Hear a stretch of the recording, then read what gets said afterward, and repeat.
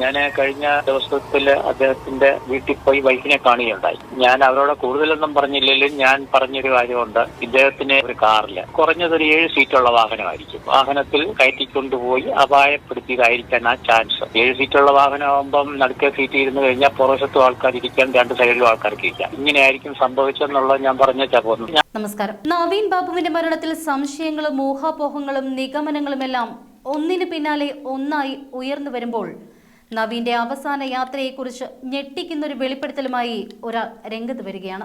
അതായത് മുനീശ്വരൻ കോവിലിനടുത്തിറങ്ങിയ നവീനെ ചിലർ കൂട്ടിക്കൊണ്ടുപോയി കൊലപ്പെടുത്തുകയായിരുന്നു എന്ന് പറയുന്ന ഒരു ഓഡിയോ ക്ലിപ്പാണ് ഇപ്പോൾ പുറത്തു വരുന്നത്.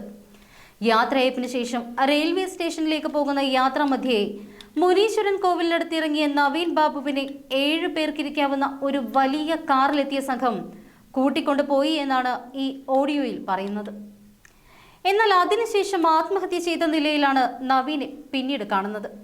അതായത് ഇത്തരത്തിൽ കാറിൽ കൊണ്ടുപോയ സംഘം അവർക്ക് ആവശ്യമുള്ള തെളിവുകൾ തട്ടിയെടുത്ത ശേഷം നവീൻ ബാബുവിനെ അതിവിദഗ്ധമായി കൊന്ന് കെട്ടിത്തൂക്കുകയായിരുന്നു എന്ന് കരുതേണ്ടിയിരിക്കുന്നു.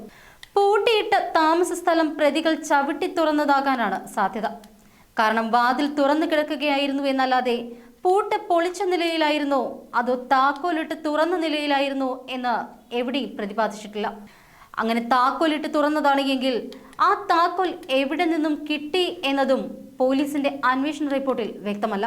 എന്തായാലും നവീന്റെ മരണത്തിൽ സത്യസന്ധമായ ഒരു അന്വേഷണം നടക്കണമെങ്കിൽ CBI തന്നെ എത്തണം. കാരണം ആദ്യഘട്ടത്തിൽ തന്നെ വിജിലൻസ് അന്വേഷണ ഉദ്യോഗസ്ഥനായിരുന്ന ബിനു മോഹൻ മുതൽ ഇപ്പോഴത്തെ അന്വേഷണ ഉദ്യോഗസ്ഥനായ ശ്രീജിത്ത് കോടേരി വരെയുള്ളവരുടെ ഹിസ്റ്ററി എടുത്തു നോക്കുമ്പോൾ ഇവരെല്ലാം ദിവ്യയുടെയും പ്രശാന്തിന്റെയും അടിപ്പക്കാരാണ് എന്നും CPMന്റെ ചട്ടുകങ്ങളാണ് എന്നും വ്യക്തമാകും. പ്രത്യേക സംഘത്തെ നിയോഗിച്ചിട്ടും അന്വേഷണം കാര്യക്ഷമമല്ല എന്ന ആക്ഷേപം നവീൻ ബാബുവിന്റെ കുടുംബം ഇപ്പോഴും കോടതിയിൽ ഉയർത്തുന്നുണ്ട്. PP ദിവ്യ ഉന്നയിച്ച കൈക്കൂലി ആരോപണത്തിന് പിന്നിലെ ഗൂഢാലോചനയുൾപ്പെടെ സമഗ്രമായ അന്വേഷണം വേണമെന്നാണ് സഹോദരനടക്കമുള്ളവരുടെ ആവശ്യം. കണ്ണൂരിൽ നടക്കുന്ന ഒട്ടേറെ മരണങ്ങളുടെ ഒരു തുടർച്ചയാണിത്. അത്രയേറെ ദുരൂഹമാണ് പുറത്തു വരുന്ന കാര്യങ്ങളെല്ലാം തന്നെ. അതുകൊണ്ട് തന്നെ നവീൻ ബാബുവിന്റെ മരണം അന്വേഷിച്ച് കണ്ടെത്തണം. അതിന് കേരളത്തിന് പുറത്തുള്ള ഒരു ഏജൻസിക്ക് മാത്രമേ സാധിക്കുകയുള്ളൂ എന്നും ആ ഏജൻസിക്ക് അന്വേഷണം കൈമാറണമെന്നും തുടക്കത്തിലെ തന്നെ MLA KK രമ അടക്കം പറഞ്ഞിരുന്നു. നവീൻ ബാബു ആത്മഹത്യ ചെയ്തതിന്റെ അടുത്ത ദിവസം അന്വേഷണ സംഘം പത്തനംതിട്ടയിലെത്തിയിരുന്നു. കുടുംബം വലിയ മനോവിഷമത്തിലായിരുന്നത് കാരണം വിശദമായ ഒരു മൊഴിയെടുപ്പ് പോലീസിന് അന്ന് സാധിച്ചില്ല. പിന്നീട് 1 മാസം പിന്നിട്ട ദിവസമാണ് നവീൻ ബാബുവിന്റെ വീട്ടുകാരുടെ മൊഴിയെടുക്കാനായി ഇക്കഴിഞ്ഞ ദിവസം SIT മലയാലപ്പുഴയിലുള്ള നവീൻ ബാബുവിന്റെ വീട്ടിലെത്തിയത്.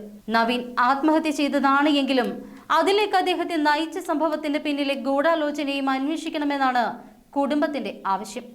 തെറ്റുപറ്റിയെന്ന് നവീൻ ബാബു പറഞ്ഞതായുള്ള കണ്ണൂർ കളക്ടർ അരുൺ K വിജയന്റെ മൊഴി കെട്ടിച്ചമച്ചതാണ് എന്നും അതിന് തെളിവായി ചില കാര്യങ്ങൾ പറയാനുണ്ട് എന്നും മഞ്ജുഷ വ്യക്തമാക്കിയിരുന്നു.